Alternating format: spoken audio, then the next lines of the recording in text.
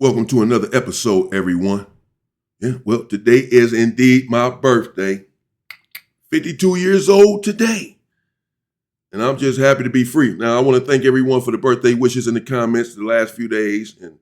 And thank you in advance if you're going to wish me a happy birthday today. I don't have much planned. I'm just happy to be free. Going to get a little something cracking, though, because I am free. I want all of you all to stay free as well. Thank you all for your support. Now, let's get into it. And we're heading to High Desert State Prison, where I did 7 years in High Desert State Prison. Level 4 yard, 180, maximum security. High Desert, as I've said on many of occasions, is and was the most violent prison in California. Not Pelican Bay, High Desert. Pelican Bay being the most famous prison in California, perhaps. Folsom and Soledad and San Quentin that people know about. But High Desert, people were losing their lives constantly around the clock in the most violent and brutal fashion imaginable. Some of these things you can never unsee. And if you flout a rule and or a protocol there in High Desert State Prison at this time, 1999 is when I got there, you could indeed lose your life. Now, there were two Bloods viciously attacked a Crip member with weapons over a gambling debt there in High Desert State Prison. Gambling beset the yard at this time in High Desert. Late 1999, early 2000. The most prolific way to gamble there in High Desert at this time was shooting dice on B yard. You come out to the yard at any given time, you see a group of black men over there, gang members, shooting dice. You also had the older heads who played the most prominent card game at the time was Pinochle, and they would be over there gambling in Pinochle, some younger dudes as well, playing chess, gambling against one another in the football games, basketball games. I got Kansas City, I got Tampa Bay, bet 500, bet 1,000, bet 100, whatever the situation is. I too was gambling often at this time, shooting dice. I was somewhat of a diceologist, a dice guru, a dice maven, a dice pundit, if you will. That's what they called me. But before I left prison, I stopped gambling. I stopped gambling years before I left prison. In any way. I used to gamble on the football games and all of that. I stopped it all because I began to see so much violence over this gambling and over these gambling debts. And the big homies would tell you growing up, three things you don't do in prison, gambling would be one of them in order to stay away from the nonsense. But I didn't take heed at this time. Luckily, I didn't get into much problem, although I did incur some problems based on the gambling. So I stopped. At this time, I was gambling, shooting dice out there in the yard. And so were many other, as I said, members. We'd be over there shooting all day long until yard recall. You essentially had an understanding with the police, an unspoken understanding. At yard recall, when we call yard recall, y'all break up the dice game and y'all go. When we give a 5-minute warning or 10-minute warning, 10 minutes for yard recall, they give you a warning. Y'all break it up then. Don't wait till yard recall. And then y'all start gathering up everything and all that. Y'all gonna front us off. Get going ahead of time and we won't bother y'all. So, fine. Now, there were two Bloods on the yard. There were some prominent figures in their faction. Nevertheless, they were over there gambling all of the time. I say that because sometimes when you're gambling and doing stuff like that, people may lose respect for you on the yard. You're not carrying yourself a certain way, especially if it looks like you have a gambling problem, a drinking problem, whatever the situation may be. In the same way that we were talking before about individuals losing respect for their big homies in the hood that started smoking crack or what have you. It's the same way in there if you are succumbing to some device or if you're succumbing to some vice, then, people will oftentimes lose respect for you. But these two bloods still had immense respect amongst their faction, and I respected them as well. The Crip dude that's in question here that got stabbed up, he also had respect on the yard. He was a strong individual. Let's call him Shady Cuz, because Shady Cuz began to have some shady ways. Now, we'd be over there gambling, and whenever the rule was at this time on the yard that whoever owed money at yard recall, you had 24 hours to pay the money. This is the rule that was established for the whole yard. Every yard has their rules. Every car has their rules. Every faction in every section has their rules. Here on High Desert State Prison's yard, the rule was you have 24 hours to pay off your debt once you go into debt. The two bloods have been known to get into debt for thousands of dollars and pay it the very same day. Every single time they pay their money. They're getting the best of the Shady Cuz in the dice game. Shady Cuz is down thousands upon thousands of dollars, money that he knows he does not possess. But he continues on anyway. Think like I used to do, believing that the dice are going to change for you eventually and that you'll come out of the hole, you'll get your money back. But now it's too late because they're calling yard recall.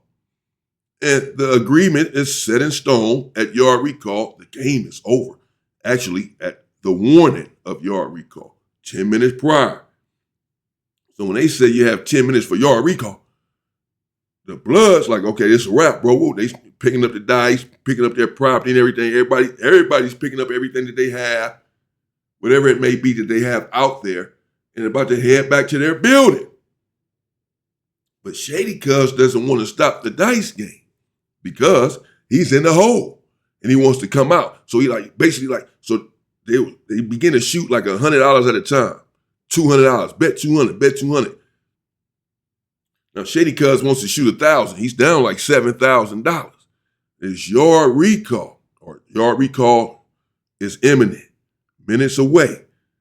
Now, again, you have 24 hours to make good on this debt, whatever the debt is at yard recall. And it's 5 minutes till yard recall. So Shady Cuz, being down $7,000, he wants to come back real quick. Bet 1,000, bet 1,000, bet 1,000. Now, to the Blood's credit, they actually carried on for a couple of minutes and let him shoot $1,000. Let him get out of the hole a little bit. They're trying to go ahead. We're going to give you action, bro. Let you get out of the hole a little bit or whatever. Because normally the debt might be $2,000, $3,000. He had got up there pretty large at $7,000. They're giving him action. But he only digs the hole deeper, does Shady Cuz. Now he's down about $10,000 because he's shooting 1,000 at a time. But now the dice game is over. Even everyone there at the dice game is saying, that's it, bro. That's it. Everyone sees what Shady Cuz is trying to do. He's about to blow the whole dice game up, blow the whole operation open with the police on the yard and everyone that's allowing us to do this because he don't want to accept this loss. He don't want to wrap up this dice game. So he's like, no, man, keep shooting, bro. Keep shooting. They like, no, bro, it's over. Everybody's saying it now. This time, first it was just the Bloods. Like, man, we gave you action back, bro, it's over. Not finna be sitting here to the last minute till the police come over here and start pressing us and making us get up out of here, and then we can't shoot dice no more. Bro, you lost. That's it. You know the rules. 10 minutes of yard recall, we already went past that trying to give you action. We already broke the rules. We already bent the rules for you. 10 minutes prior, the dice are to be put up. The game is over. Now we got about 2 minutes left. You still trying to, no, bro. We gave you another 8 minutes at this. No, it's over. Shady Cuz is turning red. He may as well have been a blood himself. He was so red. He was upset. And now he starts cussing these individuals. Now, again, these individuals are gamblers. They're gambling a lot on the yard, these two bloods. But they are nothing to be playing with. In fact, they had already brutalized another blood. I know this to be factual. They had already brutalized another blood for the same reason, for gambling, shooting dice, and not being able to pay. They got away with it. But he left the yard, the blood that they had brutalized. This is about a month and a half prior. So people already know that these two individuals are nothing to play with. They have a propensity to carry knives and to wield a knife and to use one. These are not the kind of guys that you want to owe $10,000 to. Shady Cuz, he's no slouch. He's not a coward. He's someone from his section as well. The Bloods understand this. Nevertheless, they're not going to tolerate a $10,000 debt. So, finally, Shady Cuz has to accept the loss. He's turning red in the face, and now he's cussing him. Cuz, y'all tripping. Y'all ain't want to give me no action back on my money. Cuz, cool, I got y'all though. I got y'all. They're like, no, blood. We gave you action at your money. They start blooding him. We gave you action at your money. It's a wrap, bro. Just run the bread. You already got their information, how to get them the money. The next day come. They don't have their money. Let me move this story along. The next day come, they don't have their bread. They're looking at Shady Cuz. Shady Cuz is just looking at them, not saying anything about their money. So they approached the Crips, the head honchos, the hierarchy, and they hollered at them. And they explained the situation. Now, Crips were there the day prior during the dice game. So everyone knows what happened. Everyone knows that Shady Cuz owes this money, fair, square, $10,000 to these dudes, etc. Everyone knows this. But the Crips are saying, bro, like, y'all approaching us, this is what they tell the Bloods, the Crips, y'all approaching us as if we owe y'all the money. We don't owe y'all no money, bro. We wasn't over there gambling. Shady Cuz shouldn't have been over there gambling either. We told him about that. So the Bloods said, well, so y'all don't want us to come to y'all when there's an issue? We're just following the proper protocol, the proper chain of command, which is to come to y'all. Come to his people when there's an issue, which is indeed the rules and the protocol. To afford the section the opportunity to right the wrong. So they're saying, because we can just take it upon ourselves to take care of the situation, whatever the situation arises here on the yard, as it relates to the Crips, we take care of it ourselves then. If y'all want us coming to y'all to take care of it. The Bloods, and so the Crips were saying, well, we're not saying that, bro. We're just saying we'll holler at the dude, but we don't owe y'all $10,000. We don't owe y'all no money. You got to holler at that dude. So the Bloods saying, so y'all throwing him under the bus. Y'all saying, whatever we do to him, because we want our money. So we get up on this dude, y'all saying y'all not tripping it, because we want our money. And y'all basically saying y'all washing y'all hands with it. What's up? So the Blood said, all right, it's cool, don't trip. So they approached Shady Cuz. And they approached aggressively. They're like, hey, what's up with our money, bro? When we gonna get our money? 24 hours is up. What's up with our money? Clearly, they were strapped at the time. They knew Shady Cuz was up to no good. They saw it coming. This dude is not about to pay us our money. And the Crips are just about to let this happen, or so they think. It's not about to happen like that. They brutalized one of their own, another Blood member, over this very thing. They're not about to let a Crip slide. It's not going to look good on their part. I don't know what they're thinking, but probably along those lines, certainly what I would have been thinking. No way. So Shady Cuz tells the Bloods, I got you. Man, I got y'all. They like, man, what does that mean? When? What are you talking about? When we gonna get our money, bro? They got him hemmed up. And the only thing that he can keep saying is that I got y'all. Man, I got y'all, man. Y'all tripping over that, man. I got y'all, man. Y'all know that? Like, man, this dude playing, bro, because he won't even give him a date later on tonight. Got you in the morning, bro. He just would have been better off, I think, just, trying to just fall on the sword, a mea culpa of sorts, make an apology. And say, man, I'm going to scrape it up. I got you, I got far in over my head. I only got 3,000. That was my limit. And now I'm down 10,000. I'm tripping. Give them something to show in good faith and to show effort that you're trying to take care of the situation. And I believe it would have been all right. But instead, he's just trying to throw them off and stall in time or whatever his tactic was by telling them, I got you. That answer was just not going to suffice with them. Understandable.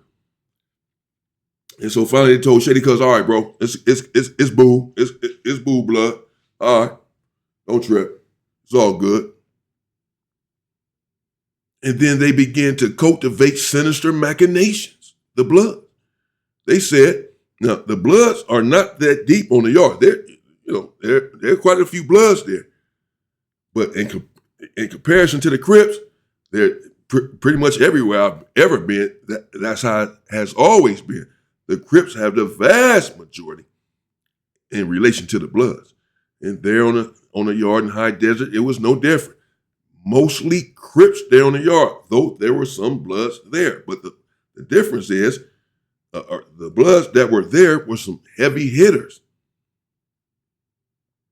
And that's normally how it is. These dudes they're strong, bro. They're gonna say I'm big up in the Bloods. I'm jocking the Bloods. Whatever. I'm letting you know. These dudes be hitters. Period. They ain't going for it. And so they made up their mind, okay, even if we got to go up against all of the Crips, if they get involved, it seems like they're throwing Shady Cuz to the wolves. Seems like if we attack him and stab him, they're not going to do nothing. They know he owes us $10,000. They saying they're not going to pay for it. Like, y'all do what y'all got to do, basically. Okay, we'll do just that then. If they get involved, and it is what it is. It's just up. So they made up their mind that they was going to attack Shady Cuz with weapons. Keep that 10,000. We'll get it in blood. And the very next day, they came out to the yard, weapons in tow. Shady Cuz, with the audacity and unmitigated gall of a stepchild, is over there at the dice game. He's back over there shooting dice. You owe $10,000. You don't have any, you haven't paid even 1,000 of this money. You haven't paid anything. Obviously, he's over there trying to get the money off of somebody else's back, trying to win in the dice game and to Peter pay Paul, pay these dudes. But clearly, you're gambling on your ASS. You have no money. So if you lose again, you just finna owe somebody else. And you're hoping that you win with no money to pay if you lose. But the people over there at the dice game know the situation that he's involved in. I don't know why they're over there gambling with him. Everyone knows that he owes these two Damus $10,000. They just don't know that the Damus are lurking and on their way to make good on that debt. They're walking around the track. Shady Cuz is over there shooting dice. Without a care in the world, apparently. He thinks it's a game. And these dudes come up from behind, bro, and get right up on him. First dude whip out, hit him right in the back. Bam! I'm standing right there, bro. I'm close by because I'm not shooting dice at this time. I know something's up. It's shady out here. It's too much tension. These dudes have already brutalized an individual for not paying. No. They're not. I already knew these dudes were hitters, bro. I knew that they were coming. I promise you, I knew. I can't say I knew that they were coming right then and there that day at that moment, but I knew that they were coming. This was not over. They were seeking blood. And they got up on him and hit him. Bam! Shitty cuz turned around. He did just like that. He felt it. Felt that knife go right up in him. He turned around and said, and he leaking, bro. He started leaking out immediately. He started bleeding. Right where they hit him, he started bleeding immediately. I'm like, oh, wow, this is bad. And the other dude whip out the other blood and get right up on him. Boom, and they hitting him, bro. Both of them. They own him. And he just moved around. He trying to block it and all this. I don't know what's about to happen as far as if the Crips are about to jump in and help this individual or not. Protocol states they certainly are supposed to, regardless of what he did.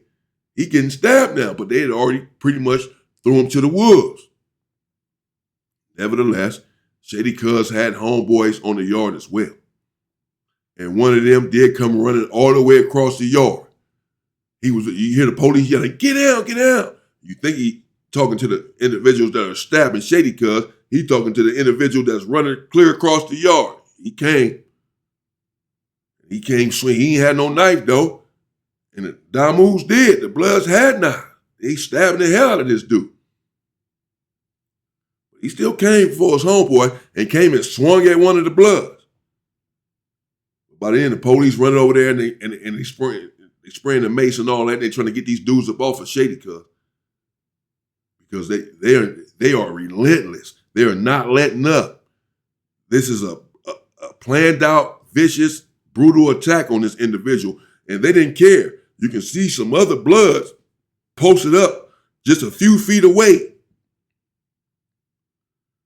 And I knew for a fact that they had their backs. They were keeping a lookout for the police and for Crips.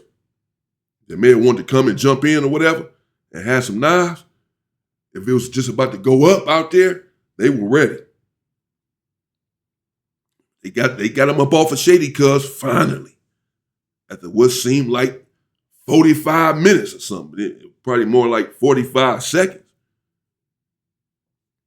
It was a vicious attack. Shady Cuz was bleeding everywhere. He was leaking. He was down on the ground.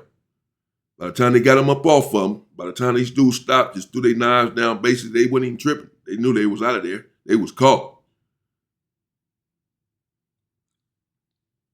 They took Shady Cuz up out of there. The nurses came on the yard, rushed over there, trying to patch him up some and stop the bleeding before they can even take him off the yard.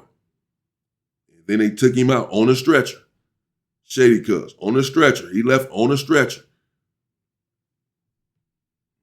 Two Bloods, they cuffed them up, took them off. I never saw them again. I know they went to the SHU program. They went to the hole and then went to the SHU. I know, but I never did time with those individuals. I never saw those two individuals again the rest of my time in prison. So I don't know necessarily what happened to them after the SHU program, but it was a violent and vicious attack. They got on him because he owed them money, didn't want to pay the money, and just kept telling them, I got you. Now, again, Shady Cuz, his homeboy ran across the yard trying to help. He didn't really get a punch off. He didn't really do anything. They didn't stab him. By the time he got over there, it was pretty much a wrap. Shady Cuz was down. He was done. He was leaked out, and they was happy with their work, so they pretty much just like, okay, and got down finally. It was over. There wasn't nothing that they can do, when you have to, just don't gamble in prison. That's why I stopped.